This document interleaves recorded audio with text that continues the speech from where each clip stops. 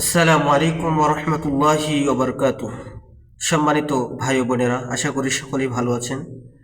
আমরা বর্তমান যে মাসে অবস্থান করতেছি, এই মাসের নাম হলো রজব মাস।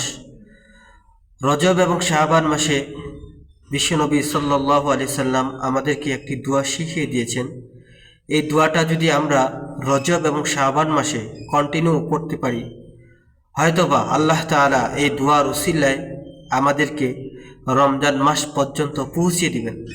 আমাদের হায়াতে আল্লাহ তাআলা বরকত দান করবেন, আমাদের আয় রোজগারে আল্লাহ তাআলা বরকত দান করবেন। এই জন্য বিশ্বনবী সাল্লাল্লাহু আলাইহি সাল্লাম এই দোয়াটি আমাদেরকে রজব এবং শাবান মাসে বেশি বেশি পাঠ করার গুরুত্ব দিয়েছেন, নির্দেশ দিয়েছেন। তো ইনশাআল্লাহ আমরা প্রত্যেকেই যদি এই দোয়াটি রজব এবং শাবান মাসে পড়তে পারি, আল্লাহ তাআলা আমাদেরকে রমজান মাস পর্যন্ত পৌঁছিয়ে দিবেন। বিশ্বনবী সাল্লাল্লাহু আলাইহি সাল্লাম যে দোয়াটি আমাদেরকে শিখিয়ে দিয়েছেন, সেই দোয়াটি হলো আল্লাহুম্মা বারিক লানা ফি রজাবা ওয়া শাবান ওয়া বাল্লিগনা রমাদান। আল্লাহুম্মা বারিক লানা, হে আল্লাহ, আপনি আমাদেরকে বরকত দান করেন। আমাদের হায়াতে হতে পারে, আমাদের আয় রোজগারে হতে পারে, সর্বক্ষেত্রে সব কাজে আল্লাহ তাআলা আপনি আমাকে বরকত দান করেন। ফি রজাব ওয়া শাবান, বিশেষ করে এই দুইটি মাসে, রজব এবং শাবান মাসে, ওয়া বাল্লিগনা রমাদান, এবং আমাদেরকে রমজান মাস পর্যন্ত পৌঁছিয়ে দেন। কারণ রমজান মাস হলো একটি গুরুত্বপূর্ণ মাস, ফজিলতের মাস।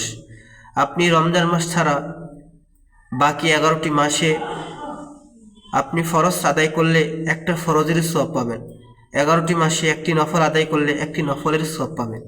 কিন্তু রমজান মাস আসলে, রমজান মাসে কেউ যদি একটি নফল ইবাদত করে, আল্লাহ তাআলা সেই নফলটাকে সওয়াবের সমতুল্য করে বান্দার আমল নামায় সেই সওয়াবগুলো দিয়ে দিবেন।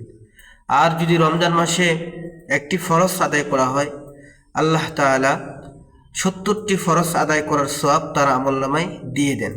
এই জন্য সম্মানিত প্রিয় ভাইরা, সম্মানিত প্রিয় বোনেরা, আমরা প্রত্যেকেই নবীজির এই শিখিয়ে দেওয়া দোয়াটি আমরা প্রত্যেকেই আমল করার চেষ্টা করব, প্রত্যেকেই তেলাওয়াত করার চেষ্টা করব।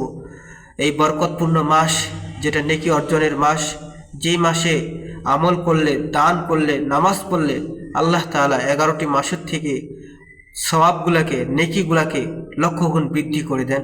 এই জন্য আমরা প্রত্যেকেই দোয়া করব, আল্লাহ পাক যেন আমাদেরকে রমজান মাস পর্যন্ত পৌঁছিয়ে দেন। আসসালামু আলাইকুম ওয়া রাহমাতুল্লাহ। আল্লাহুম্মা বারিক লানা ফি রজাবা ওয়া শাবান ওয়া বাল্লিগনা রমাদান।